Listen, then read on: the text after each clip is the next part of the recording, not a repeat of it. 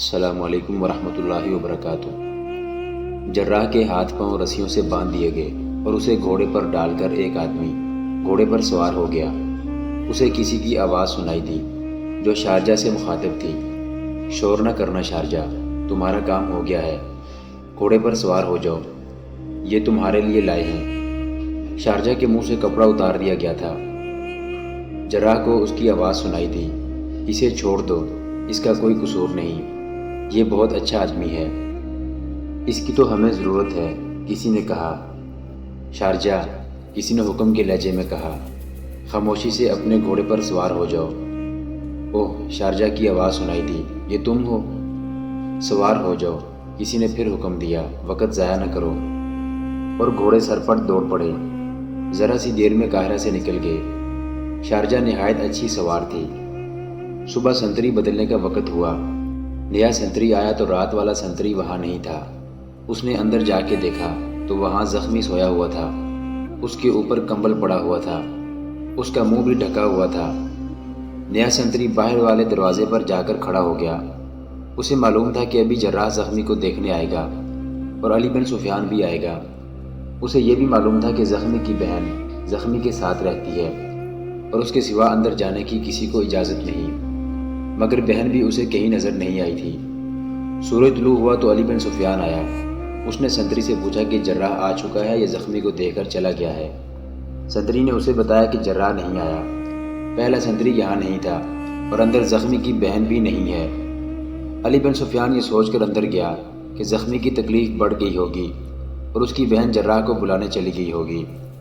علی بن سفیان کے لیے ہی نہیں، یہ زخمی سلطنت اسلامیہ کے لیے بھی مصر جتنا قیمتی تھا۔ اس کے صحت یاب ہونے کا انتظار تھا اور ایک بڑی خطرناک سازش کے بے نقاب ہونے کی توقع تھی۔ وہ تیزی سے اندر گیا۔ زخمی کے سر سے پاؤں تک کمبل پڑا تھا۔ علی بن سفیان کو تازہ خون کی بو محسوس ہوئی۔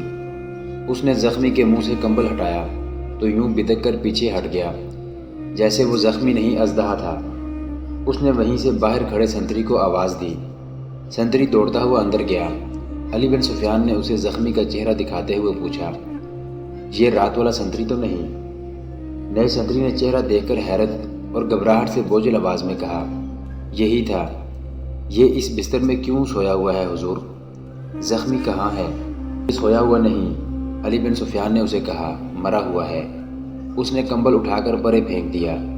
بستر خون سے لال تھا۔ وہ زخمی حشیش نہیں بلکہ رات والے سنتری کی لاش تھی۔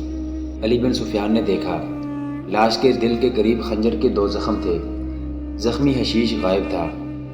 علی بن سفیان نے کمرے میں، صحن میں اور باہر زمین کو غور سے دیکھا، کہیں خون کا قطرہ بھی نظر نہ آیا۔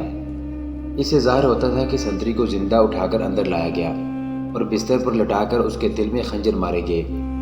اسے تڑپنے نہیں دیا گیا ورنہ خون کے چھینٹے بکھرے ہوئے ہوتے۔ وہ مر گیا تو اس پر کمبل ڈال دیا گیا اور قاتل زخمی قیدی کو اٹھا کر لے گئے اور اس کی بہن کو بھی لے گئے۔ صاف ظاہر تھا کہ زخمی کی بہن نے زخمی کے فرار میں مدد دی ہے۔ وہ جوان اور حسین لڑکی تھی۔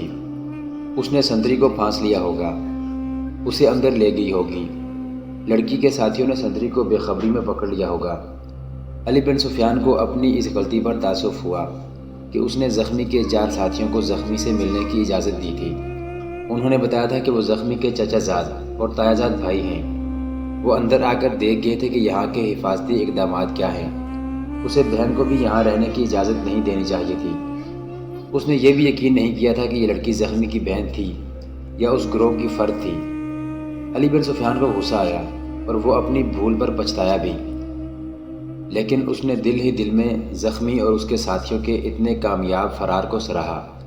علی بن سفیان جیسے سراغ رساں کو دھوکہ دینا آسان نہیں تھا۔ وہ لوگ اسے بھی جل دے گئے تھے۔ اس نے نئے سنتری سے کچھ باتیں پوچھیں تو اس نے بتایا کہ اس سے پہلے وہ رات کو بھی پہرے پر کھڑا رہ چکا ہے۔ اس نے لڑکی کو جراح کے ساتھ اس کے گھر جاتے اور رات بہت دیر بعد دونوں کو واپس آتے دیکھا تھا۔ اس سے علی بن سفیان کو شک ہوا کہ لڑکی نے جراح کو بھی اپنے حسن و جوانی کے زیر اثر کر لیا تھا۔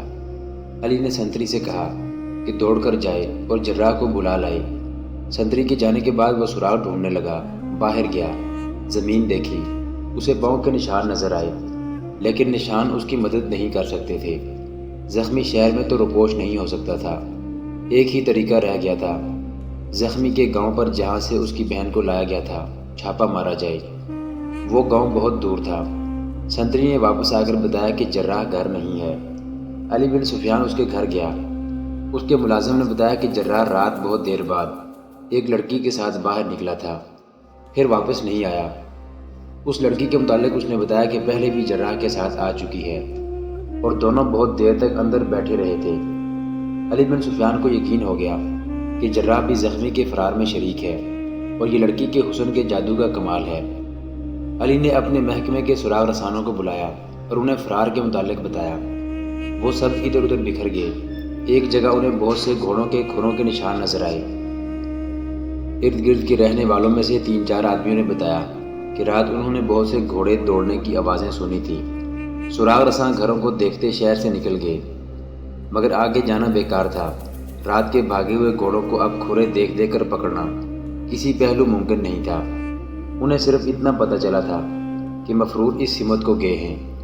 علی بن سفیان کے کرنے کا کام اب یہی رہ گیا تھا کہ قائم مقام امیر مصر تقی الدین کو اطلاع دے دے کہ زخمی حشیش کو اس کے ساتھی اغوا کر کے لے گئے ہیں۔ اسے یہ خیال بھی آیا کہ زخمی نے راز کی جو باتیں بتائی تھیں وہ بے بنیاد تھیں اور اس نے اپنی جان بچانے اور فرار کا موقع پیدا کرنے کے لیے یہ چال چلی تھی۔ وہ سلطان صلاح الدین ایوبی کو بھی اور علی بن سفیان کو بھی الو بنا گیا تھا۔ آدھا دن گزر گیا تھا جب علی بن سفیان تقی الدین کو اطلاع دینے کے لیے چلا گیا۔ اس وقت اس کا زخمی قیدی جو کھڑا ہونے کے بھی قابل نہیں تھا، وہ قاہرہ سے بہت دور ایک ویرانے میں پہنچ چکا تھا، مگر وہ زندہ نہیں تھا۔ جراح کے ہاتھ پاؤں بندھے ہوئے تھے اور وہ ایک گھوڑے پر بے جان چیز کی طرح پڑا تھا۔ اس کی ٹانگیں گھوڑے کے ایک طرف، اوپر کا دھڑ اور بازو دوسری طرف تھے۔ رات بھر وہ اسی حالت میں رہا تھا۔ صبح کا اجالا صاف نہیں ہوا تھا جب گھوڑے رکے۔ جراح کی آنکھوں پر پٹی باندھ دی گئی۔ اسے پٹی باندھنے والا آدمی نظر نہ آ سکا کیونکہ اس کا سر نیچے تھا۔ پٹی بند جانے کے بعد اس کے پاؤں کھول دیے گئے اور اسے گھوڑے پر بٹھا دیا گیا۔ اس کے ہاتھ بندھے رہے۔ اس کے پیچھے ایک آدمی گھوڑے پر سوار ہو گیا اور گھوڑے ذرا سے آرام کے بعد پھر چل پڑے۔ اسے اتنا ہی پتہ چل سکتا تھا کہ اس کے پیچھے چند اور گھوڑے آ رہے ہیں اور سوار آہستہ آہستہ باتیں کر رہے ہیں۔ گھوڑے چلتے گئے اور سورج اوپر اٹھتا گیا۔ پھر جراح نے محسوس کیا کہ گھوڑا چڑھائی چڑھ رہا ہے، تھوڑے تھوڑے فاصلے پر دائیں بائیں مڑ رہا ہے، نیچے اتر رہا ہے۔ اس سے وہ اندازہ کر رہا تھا کہ یہ علاقہ ٹیلوں اور کھائیوں کا ہے۔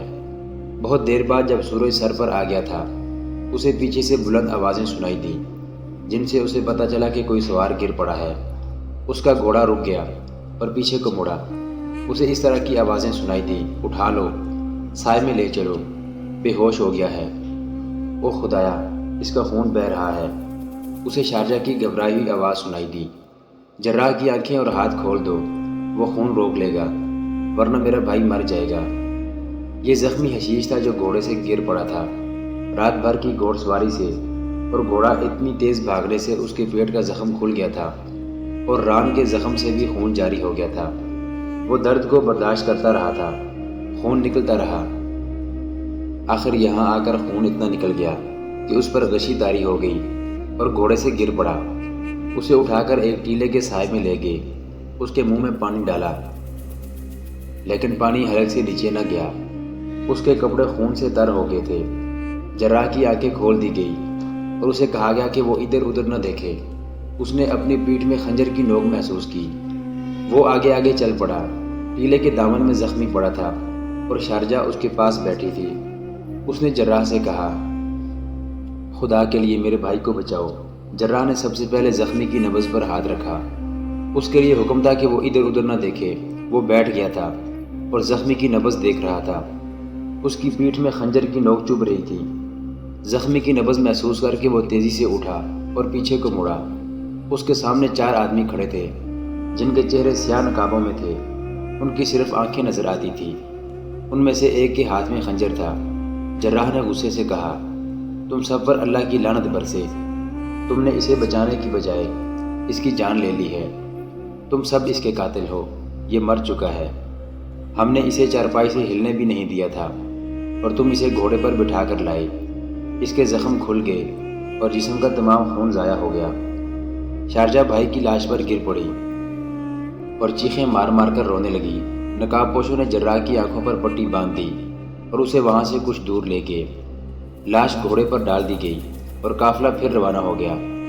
جراح کو شارجہ کے رونے اور چلانے کی جگر سوز آوازیں سنائی دیتی رہیں۔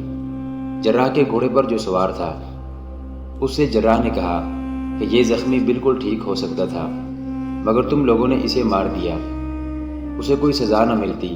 سوار نے کہا، ہم اسے زندہ رکھنے کے لیے نہیں لائے تھے، ہم نے دراصل وہ راز اغوا کیا ہے جو اس کے پاس تھا۔